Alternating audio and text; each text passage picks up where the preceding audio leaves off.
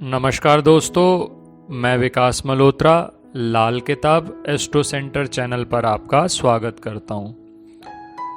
आज के इस वीडियो में मैं आपके साथ बृहस्पति और राहु के कॉम्बिनेशन के क्या परिणाम हो सकते हैं और क्या ऐसे उपाय किए जाएं जिससे बृहस्पति राहु के कॉम्बिनेशन का कोई भी नेगेटिव रिजल्ट अगर आपको मिल रहा है तो उससे बचाव हो सके, उस पर मैं आपसे बात करूंगा। अपनी बात शुरू करूंगा मैं 1952 में पंडित जी ने जो लिखा है बृहस्पति राहु के बारे में। वो लिखते हैं, बृहस्पत गिना पवन तो राहु धुआं हुआ, दोनों के चलने फिरने को आकाश यानी बुध बन गया। बृहस्पति है शेर, राहु है हाथी, बृहस्पति है प्राण वायु और राहु है धुआं। दोनों के मिलने से बुध यानी खाली आकाश का निर्माण होता है। राहु का रंग नीला है, बृहस्पति का पीला, दोनों मिलकर हरा रंग यानी बुध का रंग बनाते हैं। बुध यहाँ खाली और बेमानी शोहरत देता है और राहु भी कहीं ना कहीं नीच फल देता है। हाँ, उसके अलग अलग घरों में अलग अलग खाना नंबर में रिजल्ट्स अलग अलग होते हैं, जो मैं इस वीडियो में आपके साथ बात करूंगा। और यहाँ जब राहु और बृहस्पति का साथ होता है तो बृहस्पति चुप हो जाता है, हालांकि वो गुम नहीं होता, यानी उसके इम्पैक्ट पड़ते रहते हैं। पंडित जी आगे लिखते हैं, बृहस्पति का प्रण है ये, टेढ़ा कभी ना होगा, है गंज ने कसम पाई, सीधा ना वो चलेगा। बृहस्पति शेर है जिसकी चाल सीधी है, लेकिन हाथी की चाल सीधी ना होगी तो इसका इम्पैक्ट ये होगा कि किस्मत का रंग बिरंगा नज़ारा होगा। अब देखिए, जब भी आप बृहस्पति और राहु के फल पे कोई भी प्रेडिक्शन करना चाहते हैं तो पहले ये देखिए कि सन, मून और मार्स क्या ये नेक हालत में है, अच्छी हालत में है, टेवे में। और अगर राहु उच्च का है तो बृहस्पति, जो कि दो जहान का मालिक है, दुनियावी और गैबी, दोनों जहां पर राज करेगा। तो आज के इस वीडियो में मैं आपसे इन दोनों के अलग अलग घरों में जो पृष्ठभूमि है, उनकी जो व्याख्या है, उस पर बात करूंगा और क्या रेमेडीज आप कर सकते हैं उस पर भी मैं आपसे बात करूंगा। अगर आपने अब तक हमारा चैनल सब्सक्राइब नहीं किया तो आपसे यही निवेदन है, इसे जरूर सब्सक्राइब कर दें और बेल बटन को पुश करना ना भूलें ताकि समय पर वीडियोस की नोटिफिकेशन आपको आती रहे। किसी भी तरह का ज्योतिषीय परामर्श, चाहे फोन कंसल्टेशन या पर्सनल कंसल्टेशन अगर आप लेना चाहते हैं तो हमारी वेबसाइट्स पर जाकर आप अपॉइंटमेंट बुक कर सकते हैं। वेबसाइट्स का लिंक डिस्क्रिप्शन बॉक्स में दिया हुआ है। अब मैंने यहाँ पर बात करी कि बृहस्पति और राहु का जब भी कॉम्बिनेशन होगा तो किस्मत दो रंगी होगी। किस्मत दो रंगी का अर्थ यह है कि व्यक्ति अगर बहुत अमीर घर में जन्म लेता है तो हो सकता है वो फकीर हो, यानी उसके पास पैसा कम हो, या वो गरीब घर में अगर जन्म लेता है तो ऐसा भी हो सकता है कि उसके पास पैसा ज़्यादा आ जाए या पैसा वो कमा ले। ये डिपेंड करता है कि वो किस घर में ऐसा कॉम्बिनेशन बन रहा है। लेकिन एक बात ध्यान रखिएगा, बृहस्पति राहु कॉम्बिनेशन में जब मेल चाइल्ड हो जाएगा यानी केतु हो जाएगा तो परेशानियां जो बृहस्पति राहु से संबंधित आपको आ रही हैं तो वो दूर होती चली जाएंगी। और एक बात और ध्यान रखिएगा, बृहस्पति और राहु जब 7 से लेकर 12 नंबर यानी खाना नंबर 7 से खाना नंबर 12 तक हैं तो इंसान गैबी ताकत और इबादत का मालिक नहीं होगा, यानी वो सिर्फ एक दुनियावी शख्स होगा जिसके बहुत अच्छे रिजल्ट्स नहीं मिलते खाना नंबर 7 और से लेकर 12 तक। हालांकि खाना नंबर 12 में कुछ अच्छे रिजल्ट्स मिल सकते हैं, लेकिन वो भी डिपेंड करेगा बाकी प्लैनेट्स के कॉम्बिनेशन पे भी। एक बात ध्यान रखिएगा, कोई भी चीज सिर्फ एक कॉम्बिनेशन देखकर आप प्रेडिक्ट नहीं कर सकते, आपको ये भी देखना पड़ेगा उस कॉम्बिनेशन से रिलेटेड बाकी प्लैनेट्स किस तरह के बैठे हैं। इसी तरह से खाना नंबर 1 से लेकर 6 तक बृहस्पति और राहु का फल बहुत बुरा नहीं रहता, क्योंकि यहाँ बृहस्पति दोनों जहान का मालिक होगा, यानी वो टेवे वाले को दुनियावी और गैबी मदद दोनों देता रहेगा।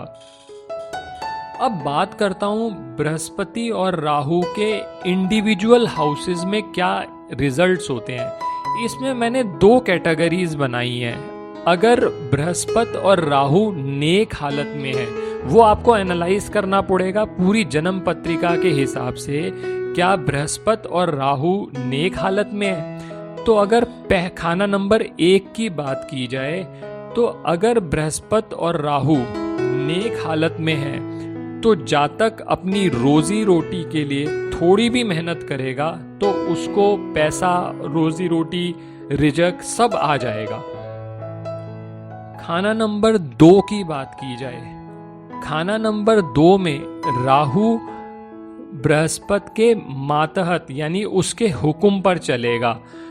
अगर वो नेकी के काम करता जाएगा जातक, तो उसका उसे बहुत लाभ होगा। अब राहु टेवे वाले के कारोबार और रिश्तेदार पर बुरा असर कभी भी नहीं देगा, और राहु का जो हाथी है वो बृहस्पति के साधु के हुक्म से चलेगा। यानी अगर व्यक्ति गरीब भी होगा ना, तो वो गद्दी नशीन साधु होगा। खाना नंबर 3 की बात की जाए, तो जातक की आंख की होशियारी उसे हमेशा दुश्मनों से बचाती रहेगी, और राहु की उम्र यानी 10.5 साल, 21 साल और 42 साल के बाद दोनों ग्रहों का खाना नंबर 3 का जो इंडिविजुअल फल है वो मिलना शुरू हो जाएगा।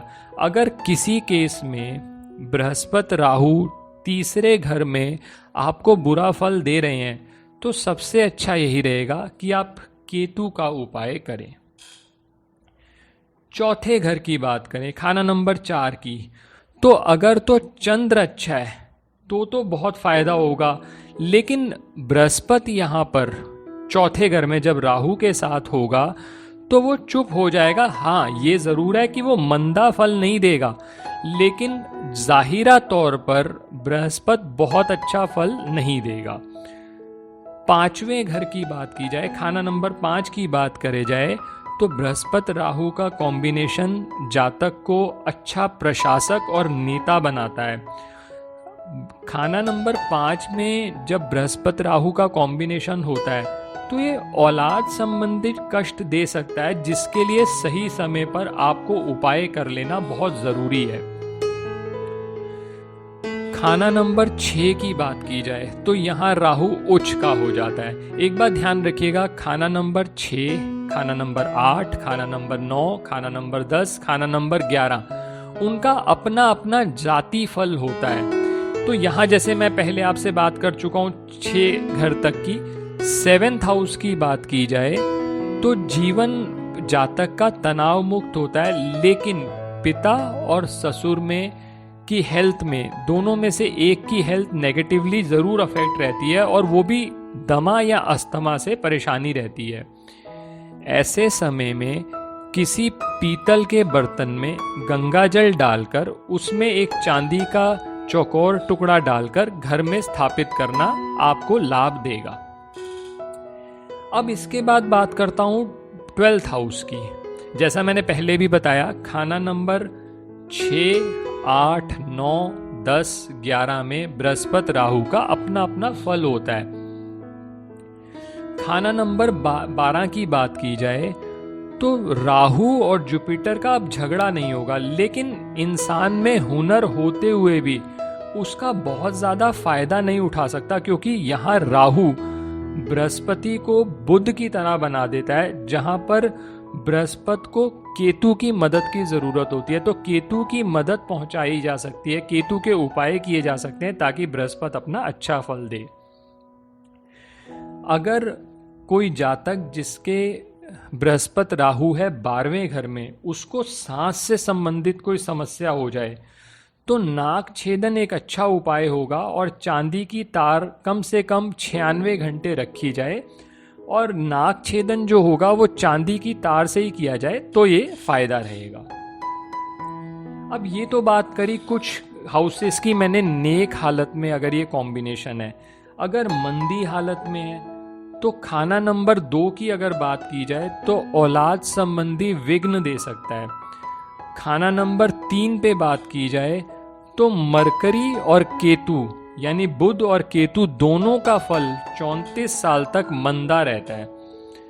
खाना नंबर 5 की मैं पहले भी बता चुका हूं, खाना नंबर 5 में बृहस्पति राहु जब भी होगा तो औलाद संबंधी विघ्न दे सकता है, जिसके लिए आप समय पर राहु 5 की रेमेडी जरूर कराएं।